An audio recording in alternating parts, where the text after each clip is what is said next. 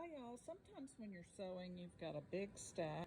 I've got 100 flying geese to make today. And here's my squares that I'm going to use. I chose this technique over another because I wanted to use my charm packs to have a good variety of fabrics and not have to cut up a bunch of big yardage. So this might not be my most favorite method of making geese, but it's prudent for today. Typically what you do in this scenario is you lay your square. This one in fact is a 2.5 inch square on a 4.5 by 2.5 inch rectangle from a chart pack. And you would typically draw a diagonal line and stitch directly on that diagonal line to achieve this.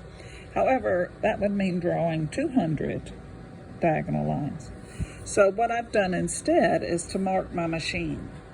So what I did was I took my a ruler, any ruler, and with my needle down, I layered it up like this, and I lined up a line perpendicular exactly. So this 1 inch line right here, I lined up to that straight edge on my machine while my needle was down, and I laid a post-it note. You can use masking tape, you can use a post-it note, whatever. You just don't want to raise it a lot because you will be going over this.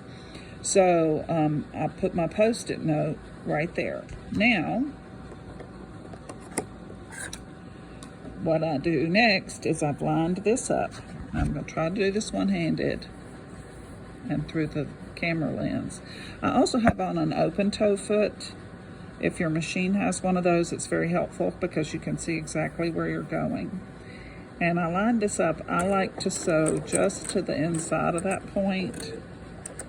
And I don't even look at what the needle's doing. Guess what? The needle will go up and down if I put on the gas.